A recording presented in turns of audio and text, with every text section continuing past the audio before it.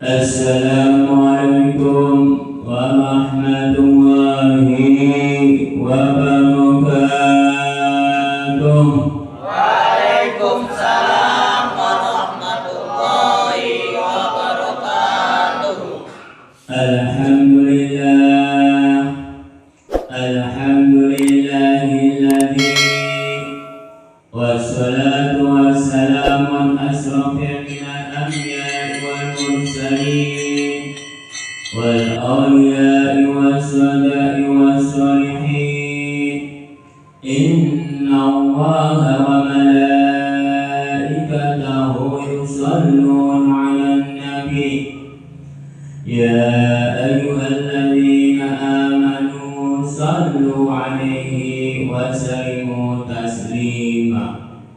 Allahumma shalli 'ala sayyidina Muhammad wa ala ali sayyidina Muhammad. Amma ba'du. Para bapak dan para saudara-saudara yang saya hormati, puji syukur alhamdulillah Allah telah melimpahkan rahmatnya dan hidayahnya kepada kita semua, dikasih kesehatan dan umur panjang sehingga kita bisa berkumpul bertatap muka atau bermuajahah pada malam hari ini. Marilah kita bersama-sama berselawat serta salam kepada junjungan Nabi kita Muhammad sallallahu alaihi wasallam. Marilah kita bersama-sama tingkatkan keimanan kita, ketakwaan kita kepada Allah Subhanahu wa ta'ala. Marilah kita bersama-sama belajar pengaosan pada malam hari ini. Minggu yang lalu udah nyampai ke ayat 6 di dalam surat Al-Adiyat. Sekarang dilanjutkan ke ayat 7 di dalam surat Al-Adiyat. A'udzu billahi minasyaitonir rajim. Bismillahirrahmanirrahim.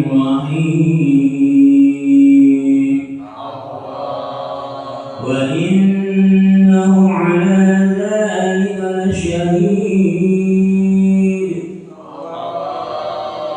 yang artinya Bismillahirrahmanirrahim, dengan nama Allah yang Maha Pemurah lagi Maha Penyayang.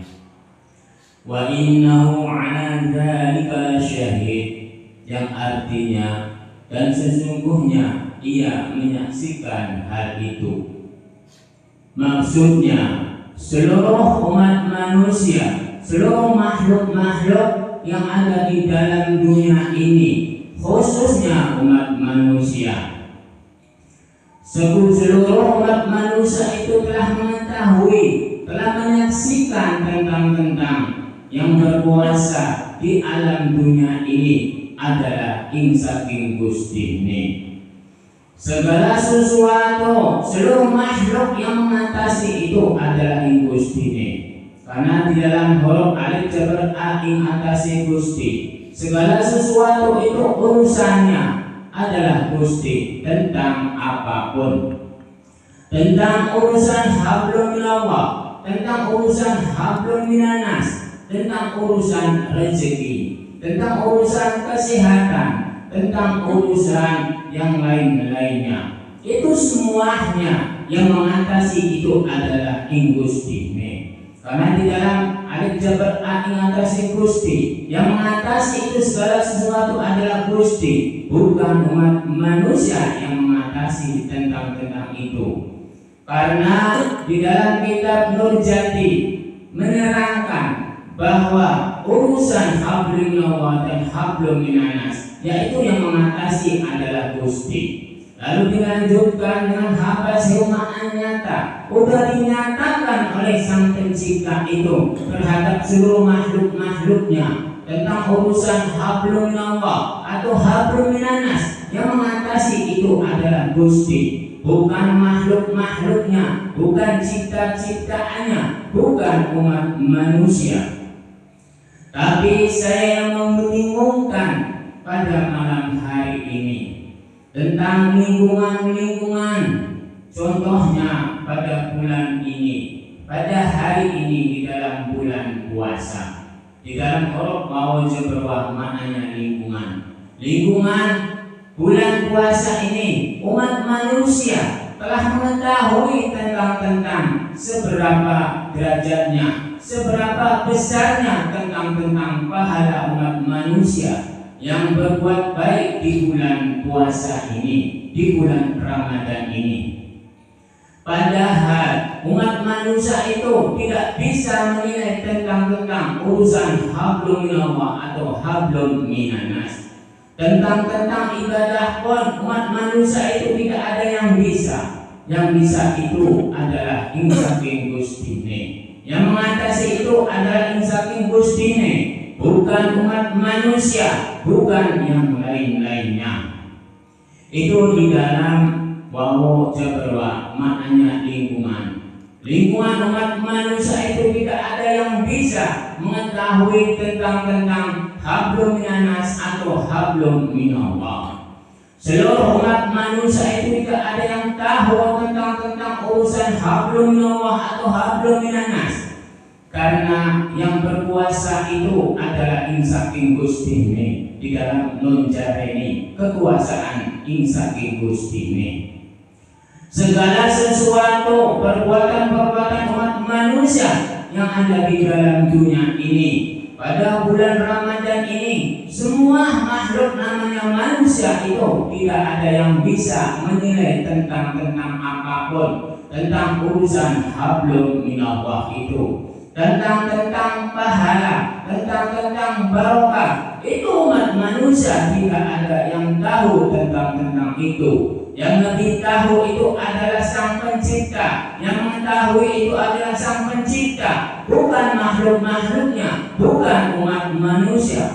Tapi yang saya membingungkan pada saat-saat ini, seluruh umat manusia seperti para alim ulama, para kiai, para ustadz, para habaib, para imam, semuanya mengetahui tentang urusan hablum minallah. Itu yang saya membingungkan pada saat ini. Kok manusia bisa mengetahui tentang urusan hablum minallah, padahal umat manusia itu telah menyaksikan pada ayat yang ke-7 ini di dalam surat Al-Adiyat yang berbunyi wa innahu 'ala dzalika lasyahid.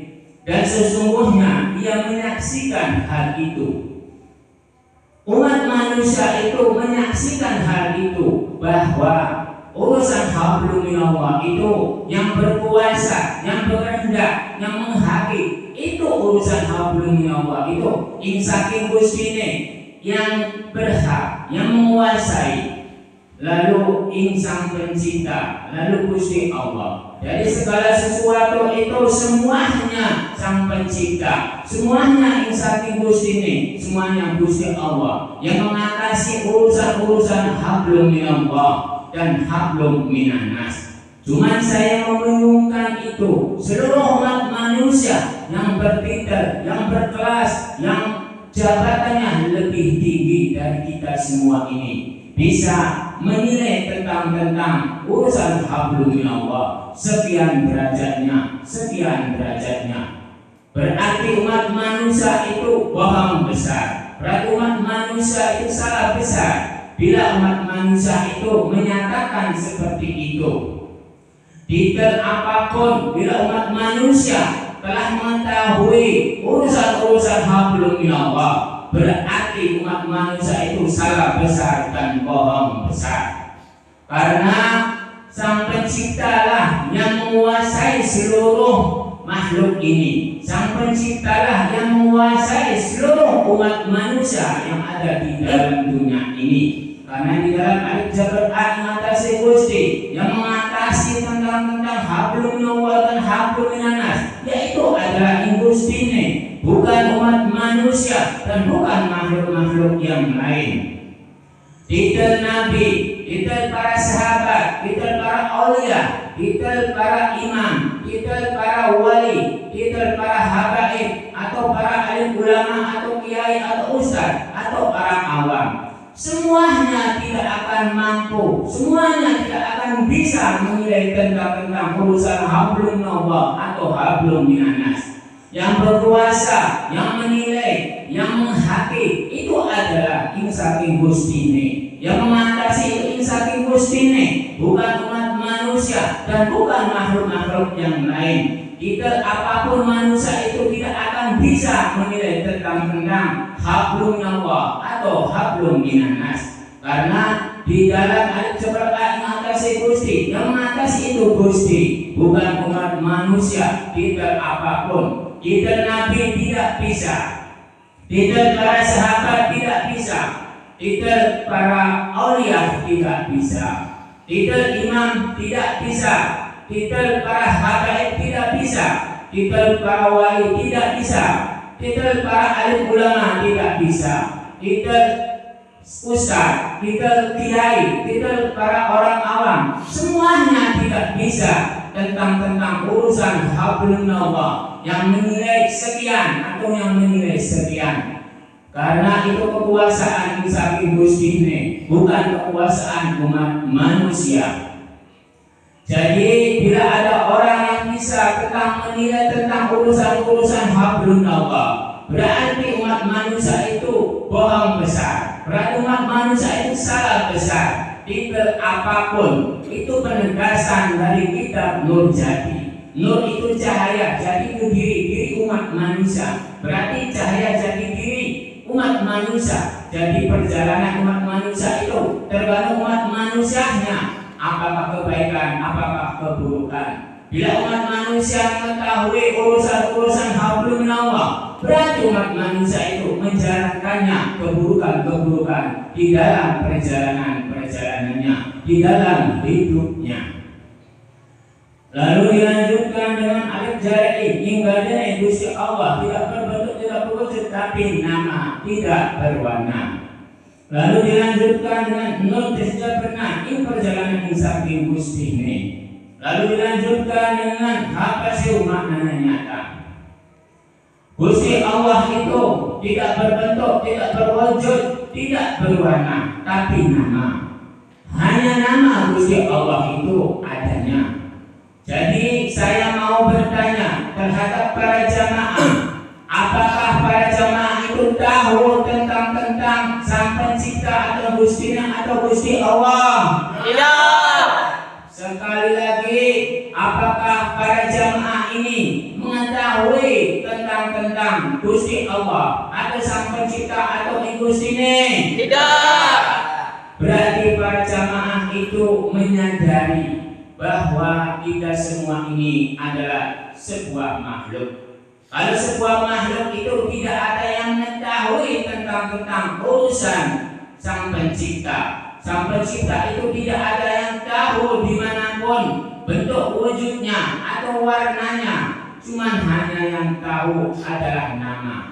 Nama itu juga yang diadakan oleh kita ini. Karena Sang Pencipta itu dikasih nama itu oleh diri umat manusianya, bukan Sang Pencipta itu menginginkan nama-nama itu, tergantung umat manusianya.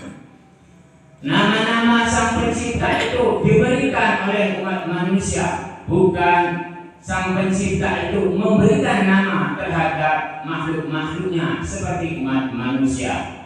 Jadi nama-nama Tuhan itu yang memberikan itu adalah umat manusianya, bukan Tuhannya yang memberi nama terhadap umat manusianya. Jadi jangan salah sangka tentang ini. Sang Pencipta itu tidak mengasih nama terhadap seluruh umat manusia yang ada di dalam dunia ini, karena Sang Pencipta itu gaib.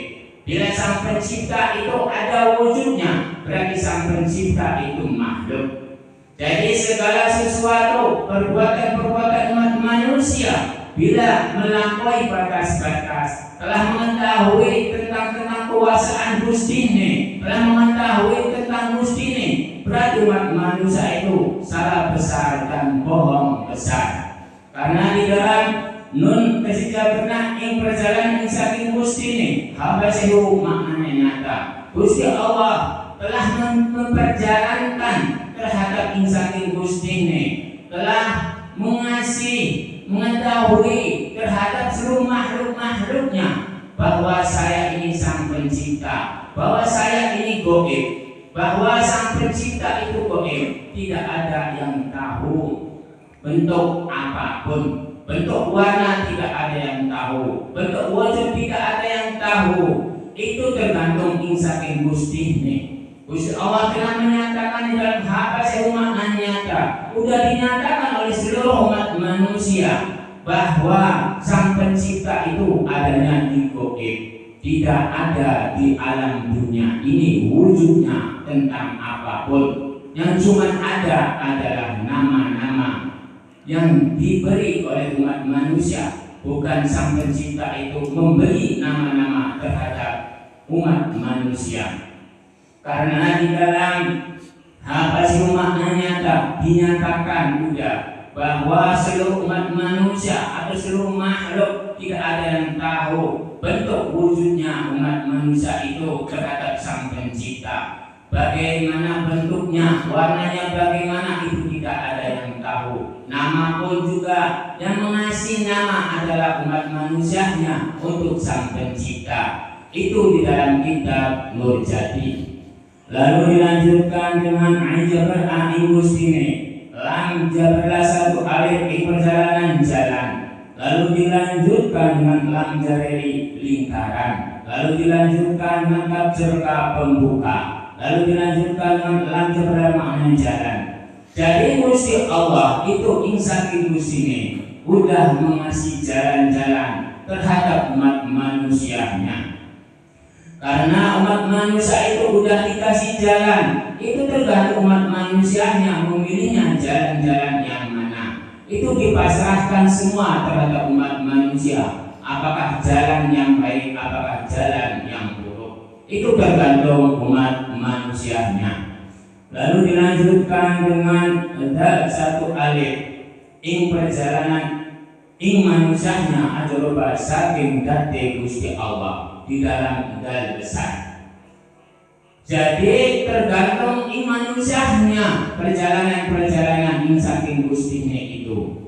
Karena ing perjalanan umat manusia itu kuncinya adalah ing dalam hati, ing dalam pikirannya. Bila umat manusia telah menjalankan hati dan pikirannya itu di dalam lam jari maknanya lingkaran, kapja maknanya pembuka. Bila di dalam lingkaran lalu dibukakan hati dan pikirannya, lalu umat manusia ing perjalanannya di dalam isinja bersa ing satu huni perbuatannya. Lalu umat manusia itu memperjuangkan, lalu di dalam perbuatannya ing satu huni perbuatannya itu di jalan kebenaran-kebenaran, di jalan kebagusan-kebagusan, di jalan kemuliaan-kemuliaan, dan di jalan kebaikan-kebaikan. Berarti umat manusia itu telah dibukakan oleh sang pencipta itu, berarti di dalam kebaikan-kebaikannya. Bila umat manusia menjalankan keburukan-keburukan, berarti umat manusia yang mengambilnya dan dibukakan keburukan-keburukannya. Karena sang pencipta ada indusnya ada Gusti Allah itu tergantung umat manusianya memilihnya tentang apa. Itu semuanya dipasrahkan terhadap umat manusianya. Sang pencipta ada indusnya ada Gusti Allah itu tinggal merestui, itu tinggal biidillah kalau ridho Gusti Allah. Allah itu meridhoi tentang perbuatan umat manusia itu, tentang baik diridhoi, tentang buruk diridhoi. Itulah namanya sang pencipta, itulah namanya insati Gustine, itu namanya Gusti Allah. Karena Gusti Allah itu terbenturnya oleh Rahman Rahimnya, oleh kasih sayangnya. Karena bila umat manusia itu minta jahat tidak dikasih, minta baik dikasih, entah mana welas asihnya Sang Pencipta itu, mana Rahman Rahimnya Sang Pencipta itu. Jadi Sang Pencipta itu terbenturnya oleh Rahman Rahimnya. Bila umat manusia mengasihi, perbuatan baik dikasih, lalu perbuatan jelek tidak dikasih, berarti Sang Pencipta itu pilih kasih, berarti Sang Pencipta itu tidak adil. Berarti kunci Sang Pencipta itu terbenturnya oleh Rahman Rahimnya, oleh welas asihnya. Karena Sang Pencipta itu bisa adil karena welas asihnya, oleh kasih sayangnya, bisa mulia juga oleh welas asih dan kasih sayangnya, bisa besar oleh kasih sayangnya dan welas asihnya, bisa seluruh sifat-sifat Gusti Allah mulia itu karena kasih sayang dan welas asihnya di dalam Rahman dan Rahimnya. Lalu dilanjutkan dengan hajarehi, maknanya ikatan. Lalu dilanjutkan dengan yamati, Gusti Allah gawe alam maksad. Gusti Allah mengikat semua umat manusia yang ada di dalam dunia ini. Entar besok umat manusia itu dikumpulkan di alam maksad bila udah waktu-waktunya. Karena umat manusia itu ada waktu-waktunya bila dikumpulkan di alam maksad itu. Alam maksad itu sudah dibuat oleh Sang Pencipta, tinggal menunggu waktu-waktu yang ditentukannya. Karena segala sesuatu umat manusia itu pasti ada ikatan-ikatannya. Ikatan umat manusia hidup di dalam dunia, lalu mati di alam kubur, lalu dikumpulkan di alam maksad. Itulah semuanya ada ikatan-ikatannya. Lalu dilanjutkan dengan di alam pertimbangan, lalu dilanjutkan dengan surga atau neraka. Semuanya itu sudah disiapkan, semuanya itu sudah dibuat oleh Sang Pencipta. Itu tinggal menunggu waktu-waktunya. Waktunya itu kapan tidak ada yang tahu siapapun. Bila umat manusia ada orang yang mengetahui tentang hari akhir atau hari kiamat, berarti umat manusia itu salah besar dan bohong besar. Tentang hari akhir atau hari kiamat itu semuanya dipasrahkan saja oleh Sang Pencipta. Umat manusia itu jangan ikut campur tentang urusan seperti itu. Karena yang berkuasa, karena yang menghakim, yang karena segala sesuatu itu adalah Alif Jabar Aing atas Gusti, yang mengatasi segala sesuatu itu adalah Gusti, bukan umat manusia, bukan makhluk-makhluknya. Itulah di dalam huruf Alif Jabar A, yang mengatasi segala sesuatu itu adalah Gustine, bukan umat manusia dan bukan makhluk-makhluk yang lainnya. Lalu dilanjutkan dengan datangan pasibun ing dalam pendiriane, segala sesuatu perbuatan umat manusia itu tergantung pendirian umat manusia itu pada malam hari ini dalam keadaan sehat walafiat jasmani maupun rohani. Itu pendirian yang baik, yang bagus dan yang benar dan yang mulia. Karena mencari ilmu itu ujiannya sangat berat. Karena butuh keimanan, butuh keyakinan, butuh pendirian, butuh pedoman saking Gustine. Bila umat manusia itu pendiriannya kuat, keyakinannya kuat, entah umat manusia itu bisa berangkat mencari ilmu. Ilmu itu bukan di pesantren saja. Ilmu itu bukan di universitas saja. Ilmu itu bukan di sekolahan. Ilmu itu bukan adanya di pondok. Semuanya ilmu itu dimanapun pasti ada ilmu itu. Karena umat manusia itu mencari ilmu dan keilmuan, itu tergantung umat manusianya, ilmunya bagaimana. Bila ilmunya satu berarti ilmu, bila ilmunya banyak berarti ilmu dan keilmuan. Umat manusia itu kebanyakannya bila memiliki satu, ini dua dan tiga dan empat, berarti ingin memiliki ilmu dan keilmuan. Umat manusia bila menginginkan ilmu dan keilmuan di dalam dunia ini, umat manusia itu harus pendiriannya yang kuat, keyakinan yang kuat di dalam perjalanannya. Karena mencari ilmu itu harus butuh keyakinan, harus butuh pendirian.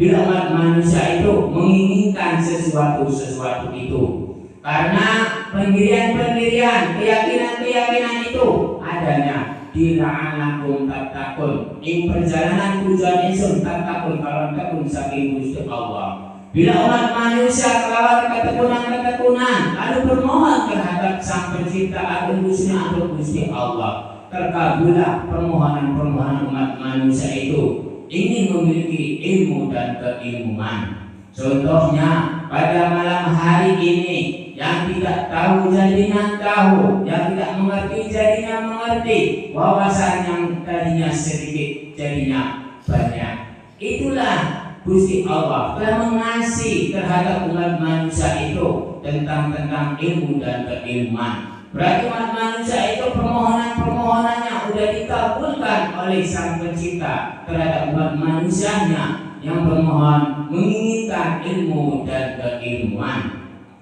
Jadi saya berpesan terhadap para jamaah, marilah kita bersama-sama menjalankan pelajaran pada malam hari ini di dalam pengajian atau pengawasan malam hari ini.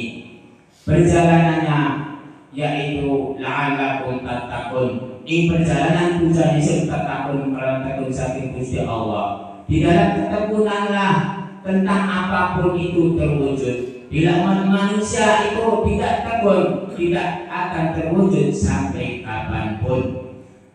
Cukup sekian saja pengawasan pada malam hari ini. Mudah-mudahan ada barokahnya, ada faedahnya. Bila yang mau bertanya, saya kasih waktu.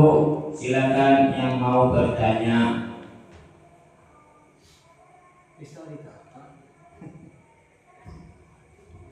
Assalamualaikum warahmatullahi wabarakatuh.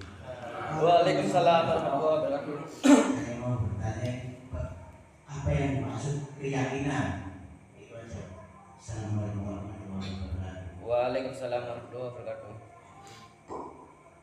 Apa yang dimaksud keyakinan?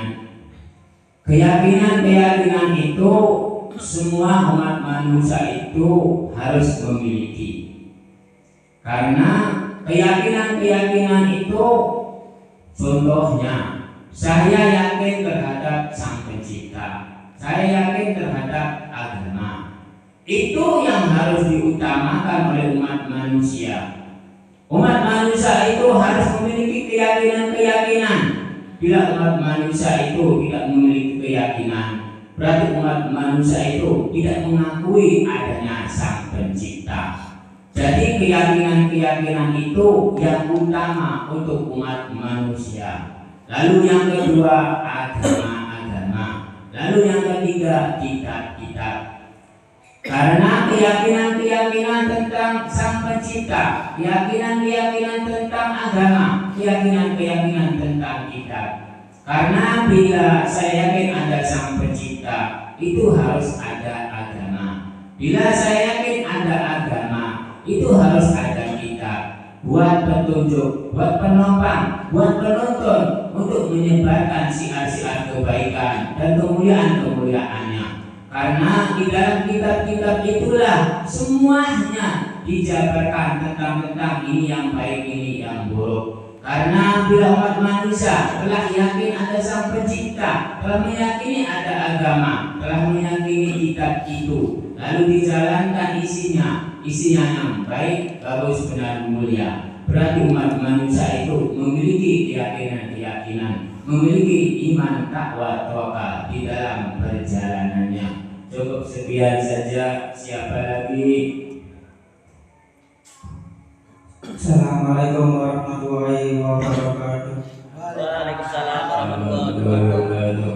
Assalamualaikum Pak Ustaz.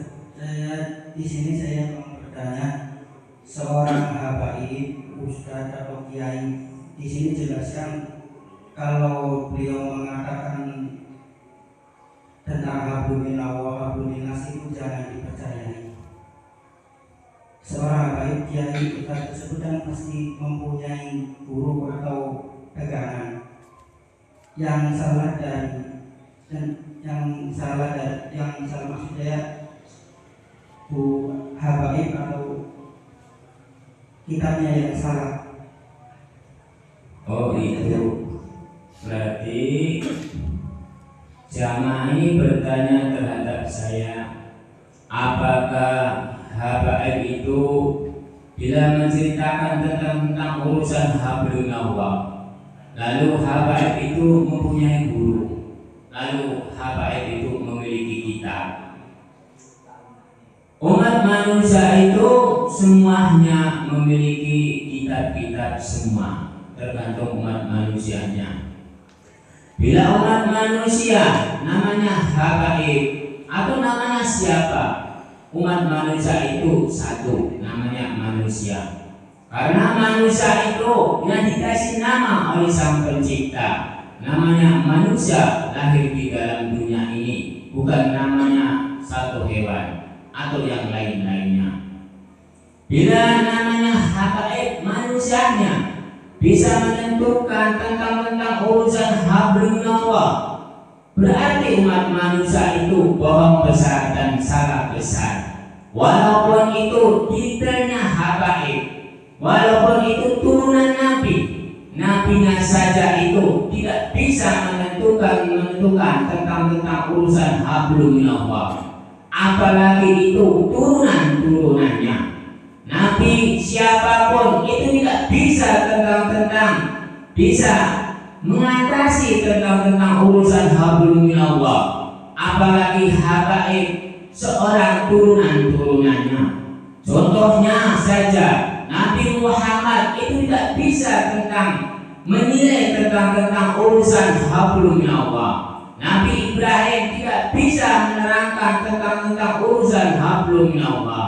Nabi Harun itu pun tidak bisa menerangkan tentang hablunallah. Nabi Musa, Nabi Isa, Nabi Ismail, atau Nabi Khidir, atau Nabi Sulaiman, atau Nabi Yunus, atau Nabi Ishak, dan nabi-nabi yang lain. Itu urusan hablunallah, itu tidak ada yang bisa seluruh nabi itu. Yang bisa mengatasi itu adalah insani Gustine. Yang mengatasi insani Gustine di dalam huruf alif jabar a, in atase Gusti. Bila seorang habaib bisa menentukan tentang hablunallah, berarti habaib itu bohong besar, berarti habaib itu salah besar. Saya mempertegaskan ini di dalam kitab Nurjati, karena pada malam hari ini yang terbuka ini adalah kitab Nurjati, bukan kitab Insan Hamil, bukan kitab Pansorep Sejati Nurib. Yang terbuka ini hanya satu kitab, yaitu kitab Nurjati. Jadi saya mempertegaskan tentang urusan hablunallah, itu seluruh makhluk namanya manusia itu tidak ada yang bisa menilai tentang urusan hablunallah. Karena di dalam kitab Nurjati, di dalam Quran ini satu yang pangeran Kamberhak, yang menghaki itu adalah Gusti Allah, yang menghaki itu insani Gustine, yang menghaki itu adalah Sang Pencipta, bukan makhluk-makhluknya, bukan umat manusia, bukan habaib. Bila ada habaib yang bisa menceritakan tentang urusan hablunallah, bisa sekian derajat atau sekian-sekiannya, berarti habaib itu salah besar dan bohong besar. Saya bertanggungjawabkan tentang pengucapan seperti ini karena saya memiliki hadis dan dalilnya itu dari kitab Nurjati. Lalu hurufnya dalam alif jabar a adalah Gusti, yang mengatasi segala sesuatu itu adalah Gusti, bukan umat manusia, bukan habaib tentang urusan hablum minallah. Itu saja yang saya jawab. Siapa lagi? Assalamualaikum warahmatullahi wabarakatuh. Waalaikumsalam warahmatullahi wabarakatuh. Saya ingin bertanya Pak Ustaz, kenapa manusia itu mencari ilmu banyak rintangan kesulitannya di dalam perjalanannya. Mohon penjelasannya. Ya, saya jawab. Kalau umat manusia mencari ilmu itu banyak rintangan-rintangannya. Semua umat manusia itu bila mencari ilmu itu pasti ada rintangan-rintangannya. Jadi saya udah di dalam ceramah itu udah saya kasih contoh, yaitu umat manusia bila di dalam keteguhan-keteguhannya berarti umat manusia itu memiliki ilmu dan keilmuannya. Karena ilmu dan keilmuannya itu tergantung umat manusianya mencarinya, tergantung keteguhan-keteguhannya apakah tidak. Bila adik bertanya terhadap saya, kenapa mencari ilmu itu banyak rintangan-rintangannya?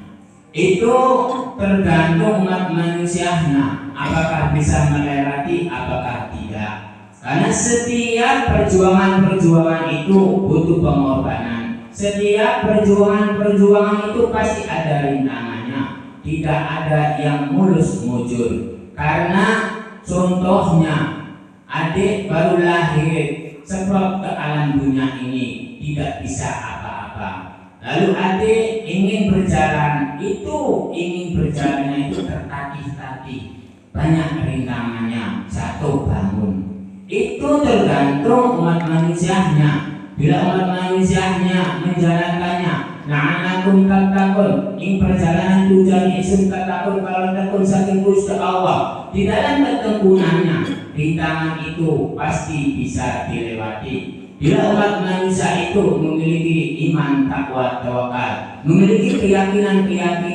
ingin memiliki ilmu dan keilmuan. Hanya itu saja yang saya jawab. Siapa lagi? Assalamualaikum warahmatullahi wabarakatuh. Waalaikumsalam warahmatullahi wabarakatuh. Pak Ustadz, saya ingin bertanya, mengapa seorang ulama, habaib, kiai, ustadz bisa menyatakan kafir kalau orang tidak melakukan ibadah sholat Jumat sampai 3 kali berturut-turut? Dan saya membingungkan, sholat Jumat itu hukumnya apa, wajib apa sunat wahad? Ya, itu aja pertanyaan dari saya. Iya, saya jawab tentang sholat Jumat.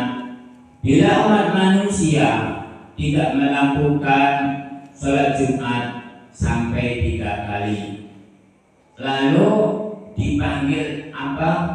Kafir. Dipanggil kafir. Berarti penafsiran itu salah besar. Kalau kafir itu yang tidak memiliki keyakinan, itu namanya kafir. Bila umat manusia tidak melakukan sholat Jumat, itu tidak apa-apa kalau di dalam kitab saya. Yang penting melakukan ibadah 5 waktunya. Karena sholat Jumat itu aslinya bukan wajib, tapi sunnah mu'ahad. Karena asal unsur sholat itu adanya di dalam Islam mihrajnya Nabi Muhammad SAW. Islam mihrajnya Nabi Muhammad SAW itu 50 waktu jadinya 5 waktu. Lalu 5 waktu itu didirikanlah Islam. Lalu terdiri Islam, lalu berdirilah sholat 5 waktu. Jadi yang wajib itu adalah sholat 5 waktu, bukan sholat Jumat. Kalau sholat Jumat itu sunnah mu'ahad.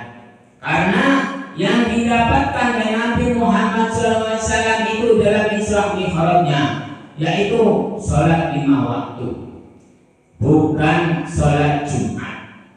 Karena Nabi Muhammad SAW itu, saya mau bertanya terhadap para jamaah, Isra Mi'rajnya kan Nabi Muhammad SAW, apakah 1-2 kali, apakah berkali-kali? Berkali-kali. Sekali lagi, apakah Isra Mi'rajnya kan Nabi Muhammad SAW, apakah 1 kali, apakah berkali-kali? Berkali-kali. Berarti umat manusia para jamaah di sini ini salah menjawabnya. Menjawabnya sebenarnya satu kali seumur hidup kayak Nabi Muhammad SAW, bukan berkali-kali. Kalau kali itu banyak dimanapun bisa, tapi Isra Mi'rajnya kayak Nabi Muhammad SAW ini cuma satu kali. Perjalanan kayak Nabi Muhammad SAW Isra Mi'raj itu cuma satu kali, bukan berkali-kali. Saya pertegaskan, olehnya itu adalah 50 waktu, lalu jadinya 5 waktu. Lalu didirikanlah agama namanya Islam. Kewajiban orang Islam itu harus sholat. Berarti orang Islam itu harus melakukan sholat, yaitu sholatnya 5 waktu. Bila ada yang menjawab, yang menerangkan tentang bahwa sholat Jumat itu wajib, itu terserah umat manusia yang menafsirkannya. Tapi di dalam kitab Nurjati, di kitab saya, sholat Jumat itu adalah sunnah mu'ahad, bukan sholat wajib.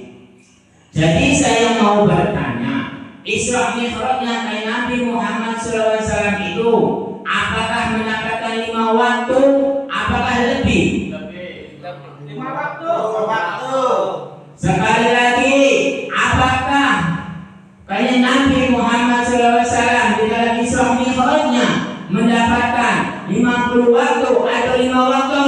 5 waktu. Itu kayak Nabi Muhammad SAW itu mendapatkannya 5 waktu, bukan lebih. Isra Mi'rajnya kayak Nabi Muhammad SAW itu satu kali, yang mendapatkannya ada 5 waktu. Berarti yang wajib itu 5 waktu, selain itu sunnah semua. Ada sunnah mu'ahad, ada sunnah biasa. Jadi bila ada orang yang menerangkan tentang sholat Jumat itu wajib, jadi saya mau bertanya, apakah wajib itu harus dilakukan kesemuanya? Ya. Saya mau bertanya lagi, apakah wajib itu harus dilakukan kesemuanya? Ya. Kalau wajib itu harus dilakukan kesemuanya para jamaah. Kok kenapa para jamaah pada hari ini tidak terbuka hati dan pikirannya? Kok tidak terbuka, tidak peka pikirannya? Kenapa? Karena di dalam sholat itu yang wajib itu adalah 5 waktu. Wajib itu harus dilakukan kesemuanya, laki-laki mau perempuan. Jadi saya contoh, bila sholat Jumat itu wajib, kok kenapa orang perempuannya tidak sholat? Jadi mau saya bertanya tentang itu, apakah sholat Jumat itu dinyatakan wajib? Apakah dinyatakan sunnah mu'ahad? Bila para jamaah saya jawab, lalu menjawabnya tentang sunnah mu'ahad, bagi para jamaah itu telah terbuka. Berarti para jamaah itu dikasih hidayah karena bisa menjawab tentang pertanyaan saya, bisa menjawab sunnah mu'ahad. Karena wajib itu harus dilakukan kesemuanya, laki-laki maupun perempuan. Bila sholat Jumat itu yang dilakukannya adalah laki-laki semua, orang perempuan tidak melakukan. Apakah itu dinyatakan wajib atau sunnah mu'ahad? Bila pertanyaan saya dijawab sunnah mu'ahad, berarti benar. Jadi saya mau bertanya, apakah wajib ini bisa tergantikan ataukah tidak? Ya. Sekali lagi, apakah wajib ini bisa tergantikan atau tidak? Ya. Berarti para jamaah ini telah terbuka hatinya, pikirannya, mendapatkan hidayah oleh Sang Pencipta, bisa menjawab pertanyaan-pertanyaan saya. Bila wajib itu tidak bisa tergantikan. Tapi sholat Jumat bila dinyatakan wajib, lalu sholat Jumatnya itu ketinggalan, lalu sholat apa yang dilakukannya? Sekali lagi, bila sholat Jumat itu ketinggalan, Lalu sholat apa yang dilakukannya? Betul. Berarti sholat Jumat itu sunnah mu'ahad, bukan sholat wajib. Kalau sholat wajib, contohnya ketinggalan sholat duhur, apakah dilakukannya sholat apa? Betul. Bila wajib itu, bila umat manusia melakukan sholat duhur ketinggalan, lalu yang dilakukannya sholat duhur juga. Tapi kalau sholat Jumat itu ketinggalan, entar sholatnya sholat duhur. Berarti itu saja udah jelas wajib atau sunnah mu'ahad. Jadi umat manusia itu harus detail tentang agama, tentang keyakinan. Karena umat manusia itu, karena udah banyak orang pintar, karena udah banyak yang diseleweng-selewengkan tentang agama dan keyakinan, buat permainan, buat main-main agama ini zaman-zaman sekarang, buat tujuan-tujuan yang tertentu oleh dirinya, buat tujuan-tujuan golongan-golongannya untuk dirinya tentang agama. Jadi saya berpesan terhadap para jamaah harus berhati-hati terhadap yang seperti itu, karena ada yang seperti itu, bukan keseluruhannya. Jadi adik bertanya tadi, sholat Jumat apakah wajib ataukah sunnah? Itu saya mempertegaskan dalam kitab saya, di kitab Nurjati. Sholat Jumat itu sunnah mu'ahad. Bila wajib itu harus dilakukan oleh kesemuanya, laki-laki dan perempuan. Kalau wajib itu tidak bisa tergantikan oleh apapun. Bila sholat Jumat itu ketinggalan, pasti sholat Jumat itu bila wajib. Tapi kok ketinggalan sholat Jumat, lalu sholat duhur. Tapi contohnya sholat duhur yang wajib, ketinggalan sholat duhur, entar sholatnya sholat duhur juga. Itu udah gamblang bahwa ini yang wajib atau yang sunnah mu'ahad. Bila ada orang yang menyatakan tentang tiga Jumat lalu dipanggil kafir, berarti umat manusia itu bohong besar, berarti umat manusia itu salah besar. Karena itu yang namanya kafir itu tidak memiliki keyakinan. Bila umat manusia menafsirkan seperti itu, berarti salah besar dan bohong besar. Bila ada yang menyatakan bahwa Jumat itu hukumnya wajib, saya mempertegaskan dalam kitab saya bahwa yang menyatakan sholat Jumat itu wajib salah besar. Karena di dalam kitab Insan Hamil dan kitab Nurjati dan kitab Panjurut Sejati Murid menyatakan bahwa kitab Nurjati ini adalah kitab yang perjalanan umat manusianya yang paling dipakai. Karena kitab Nurjati ini perjalanan umat manusia yang menyatakan ini yang benar dan ini yang salah. Penentuan umat manusia itu adanya di kitab Nurjati. Nur itu cahaya, jadi itu diri itu umat manusia. Jadi penilaian umat manusia itu adanya di kitab Nurjati. Lalu penegasan kesucian itu adanya di kitab Panjurut Sejati Murid dan kitab Insan Hamil. Kitab ketiga ini menyatakan bahwa sholat Jumat itu bukan wajib, tapi sunnah mu'ahad. Bila ada orang yang menceritakan tentang sholat Jumat itu wajib, silakan, itu terserah dia. Tapi di kitab saya sunnah mu'ahad, bukan wajib. Bila ada yang kurang terima terhadap ucapan saya, suruh datang ke rumah juga, saya siap. Saya bisa menyatakan tentang sebenar-benarnya. Isra Mi'rajnya kayak Nabi Muhammad SAW berapa kali? 1 kali. Mendapatkannya apa? 5 waktu. 5 waktu itu adalah Isya, subuh, zuhur, asar, maghrib. Itu yang diwajibkan oleh seluruh umat manusia, seluruh orang Islam. Yang 2 rakaat wajibnya itu adanya sholat subuh, bukan sholat Jumat. Jadi saya mempertegaskan tentang itu. Jadi tentang pertanyaan sholat Jumat, jadi saya hanya segitu penerangannya. Siapa lagi?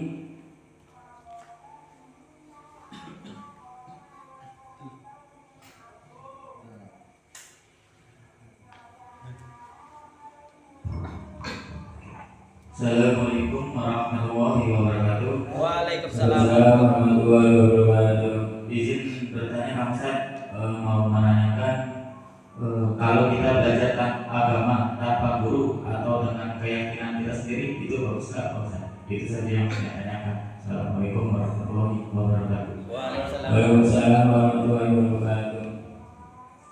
Bila tentang pelajaran tentang agama itu tanpa guru itu tidak mungkin. Semuanya umat manusia itu dipastikan ada gurunya, siapapun. Contohnya di situ tidak belajar terhadap umat manusia, belajarnya di dalam media sosial atau terhadap kitab-kitab. Berarti gurunya itu adanya kitab, karena kitab bisa berdiri, bisa terbentuk itu oleh umat manusia. Nah, yang menulis kitab-kitab itu umat manusia, dan sosial di dalam HP juga yang menerbitkan seorang umat manusia. Berarti adik itu berguru terhadap umat manusia yang menjalankannya di dalam kitab-kitabnya, di dalam sosial seperti HP. Itu semua umat manusia itu pasti ada gurunya. Cuman ada yang guru langsung dari sekolahan atau tidak. Kalau guru dari langsung sekolahan itu pasti nyata, orangnya tahu bentuk wujudnya. Tapi kalau di kitab itu belum tentu tahu wujudnya. Tapi kalau di sosial media itu pasti tahu bentuk wujudnya. Jadi itu saja saya yang memastikan bahwa orang ingin belajar ilmu lalu tidak ada gurunya, entah bagaimana. Itu tergantung manusianya mengambilnya, apakah positif, apakah negatif. Tapi saya mempertegaskan semua umat manusia itu memiliki kepintaran itu dipastikan memiliki guru.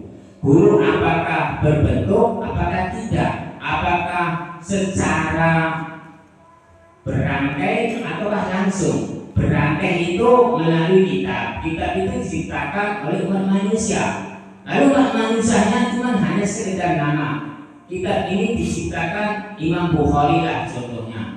Nah, Imam Bukhari kan tidak tahu bentuk wujudnya. Berarti adik itu mempelajarinya, bergurunya terhadap Imam Bukhari. Kalau di sosial media, berarti adik bergurunya terhadap media sosial. Berarti manusia itu memiliki guru semua. Tidak ada yang tidak memiliki. Saya mempertegaskan, tergantung positifnya atau negatifnya, tergantung penilaian umat manusianya. Itu saja yang saya jawab. Siapa lagi?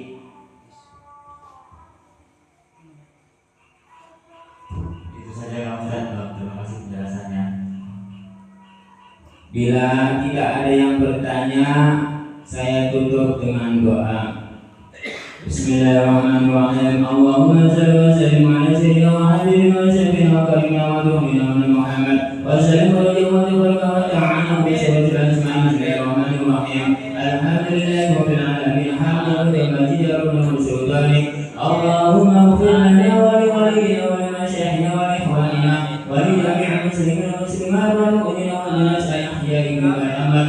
Allahumma inna nas'aluka salamatan fid dunya wal akhirah wa afiyatan fil jasad wa jannatan fil maqbirah rizqan wa nafatan qabla al-maut wa rahmatan ya rabbal maut. Allahumma atina fi shakaratil maut wa najatan min al-hisab. Rabbana la tuzigh qulubana ba'da idh hadaytana wa hab lana min ladunka Rabbana atina fid dunya hasanah wa fil akhirati hasanah wa qina adzaban Rabbana taqabbal minna innaka antal tawwabur rahim. Wa khususan para jamaah wa amrina wa salamati wa bismillah wa amrina wa salamati wa bismillah wa amrina wa salamati wa bismillah wa sallallahu ala sayyidina Muhammad wa ala alihi wa sallam. Subhana rabbika rabbil izzati amma yasifun wa salamun ala al-mursalin. Al-Fatihah. A'udzu billahi minasyaitonir rajim. Bismillahirrahmanirrahim. Alhamdulillah. dari orang yang baik mereka ini. Ia akan bersaing dengan surat al-mustaqim. Surat al-ladina an'amta alaihim ghairil maghdubi alaihim waladdallin. Wassalamualaikum warahmatullahi wabarakatuh.